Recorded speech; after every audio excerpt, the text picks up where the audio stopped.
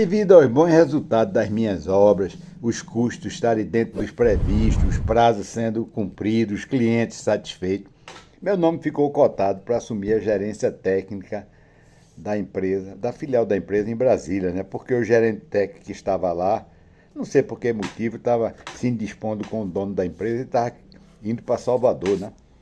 Inclusive, ele um belo dia chegou na minha sala e disse: Fernando, você está respondendo coisas contrárias às minhas opiniões aqui, me deixando numa posição meio chata com o dono. Aí eu disse: ó, fulano, é o seguinte. Primeiro que eu não sabia que tinha sido perguntado a sua opinião nessa questão.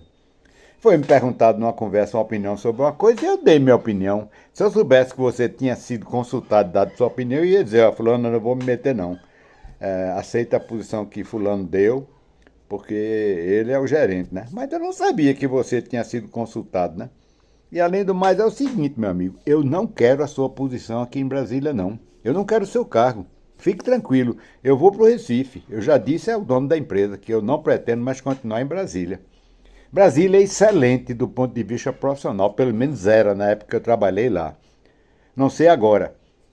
Agora, do ponto de vista social, é péssima, sabe? O clima é muito frio, tanto em termos de temperatura como de ambiente social. Você não tem muitas opções, as opções são distantes uma da outra, se uma não está boa, você para ir para outra leva tempo. E além do mais, você anda quadras e mais quadras sem ver uma pessoa lá em Brasília, porque além da cidade ser fria, as distâncias são grandes. Lá não existem quadras, existem super quadras. Então as pessoas ou andam de ônibus ou andam de carro. Inclusive, na época que eu estava lá, teve um congresso de arquitetura urbanística e um dos grandes urbanistas do mundo deu uma entrevista no jornal e disse que Brasília tinha sido projetada para o carro e nem para o carro servia, que o ponto de encontro de Brasília era nos postos de gasolina. O clima era muito seco, de manhã, como era frio e seco, doía a ponta dos dedos da gente quando a gente pegava numa chave para abrir uma porta, seja de casa ou do carro. Os lábios rachavam, tinha que passar uma pomada de cacau. Não tinha uma praia, né? Que a gente está habituado a ir para a praia todo domingo. Só isso aí já é um lazer que a gente gasta quase nada e se diverte muito, né? E o visual é tremendo, né?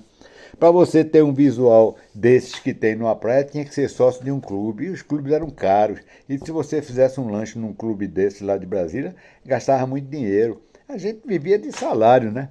Então, tinha que se contentar com as opções que normalmente tem outras cidades, mas Brasília não tem essas opções. Então, quando eu tinha ido para Brasília, eu tinha me comprometido com o dono de passar lá 6 meses, porque eu disse a ele: eu já conheço Brasília, você está precisando de alguém na Brasília, eu vou para lá, vou passar 6 meses. Depois de 6 meses eu saio de lá. E já estava 1 ano e meio, né? Então, eu marquei um prazo para voltar para o Recife. Mandei um memorando para o dono, né? Porque naquela época não tinha fax, não tinha zap, nem e-mail.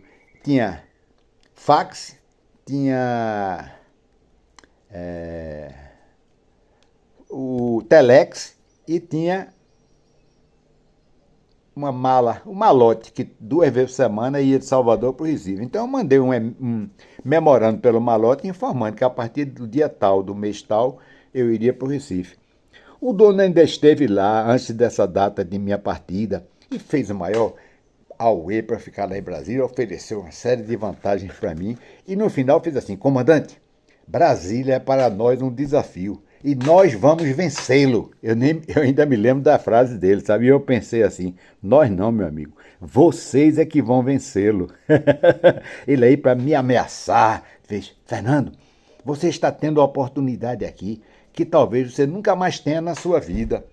Aí eu fiz: fulano, se essa oportunidade surgiu para mim aqui na empresa, ela ou vai surgir para mim em outro lugar, em outra cidade, na empresa, ou então em outra empresa, mas eu não fico mais em Brasília, não. E realmente, quando deu aquela data que eu marquei, eu peguei o carro e Recife. Quando eu chego no Recife, a novidade.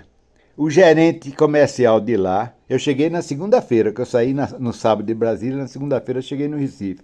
O gerente de lá, do Recife, brigou com o diretor-geral na sexta-feira anterior, pegou o carro e se mandou com móvel, com tudo para Salvador.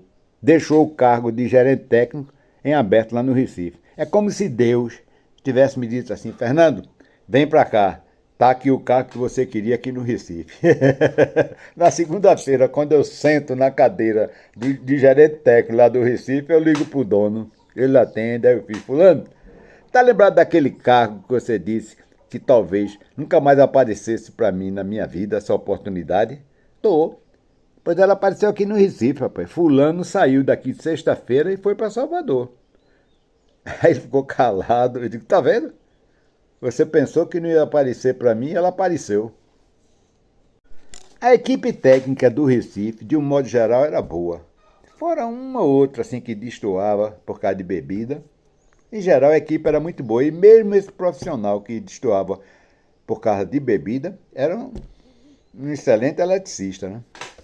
O problema da filial era a falta de gerência, somente. O diretor-geral era um crânio, uma pessoa esperta, conhecedora de coisas da engenharia local e era altamente ganancioso. Ele fazia qualquer coisa para pegar um negócio, chegando ao ponto, às vezes, até de baixar o preço ao valor perigoso, só que naquela ânsia de não perder o negócio. Só que ele era péssimo para tomar providência para execução. Nós passamos ameaçados de processo por 2 órgãos devido ao fato de ter passado o prazo de entrega e não terem nem começado a obra. Era esse o estado que a filial estava. Além do mais, ela tinha 4 obras em andamento. Além dessas 4 obras, tinha uma equipe que fazia contratos de manutenção de ar-condicionado de hotéis, órgão público e edifícios de escritório de empresas particulares, né? Só essa manutenção de ar-condicionado já segurava o custo da filial. Isso aí, pelo menos, era um fator de tranquilidade, né? Mas as 4 obras que ela tinha, das 4, 3 foram pegadas devido a erro de orçamento. Uma delas era uma central telefônica em que calcularam a quantidade de homem-hora da mão de obra, deu 3.700 homem-horas, e o homem-hora custava, vamos dizer, R$ 15, não multiplicado pelo valor em real, na época era cruzeiro, né, do homem-hora. Então cobraram 3.700 cruzeiros. Primeiro erro. A segunda obra que foi pegada com erro era um edifício de uma agência de um banco estatal, em que as luminárias foram orçadas pela metade, porque eram linhas de 2 luminárias em paralelo e orçaram como se fosse de uma luminária só. E luminária é um item pesadíssimo no orçamento. A terceira obra que foi contratada com erro foi um manicômio judiciário num estado aqui do Nordeste. O manicômio tinha vários blocos, né? Bloco de lazer, bloco de refeitório, bloco de clínica médica, bloco de outros aí, de hospital, qualquer coisa assim, e tinha 4 blocos de hospedagem. Orçaram um bloco de hospedagem e não multiplicaram por 4. A quarta obra era um edifício residencial de grande porte lá em João Pessoa. Nesse daí, graças a Deus, não houve erro de orçamento, né? Agora, existiam muitas panelinhas, sabe? Muitas coisas feitas de modo errado, não havia cotação para ser feita, não se fazia cotação para compra, não se fazia ordem de fornecimento para compra, chegava no fim do mês, às vezes, um papel de embrulho anotado, 5T e 4 joelhos de uma loja, com carimbo da loja para que eu pagasse, né? Chegava papel de jornal com escrito, 4 rolos de fio, 3 fitas isolantes, não sei o que, de outra loja para eu pagar. Eu dizia, cadê a ordem de fornecimento? Ah, a gente não faz não.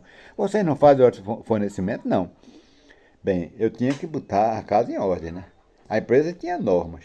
Eu sempre me dei bem seguindo as normas da empresa. Nesse ponto eu sou inflexível. E eu, além de ser inflexível, sou duríssimo. Sou feito aço. Na verdade, não sou nem aço, eu sou titânio. Nessa hora eu entro para quebrar, né?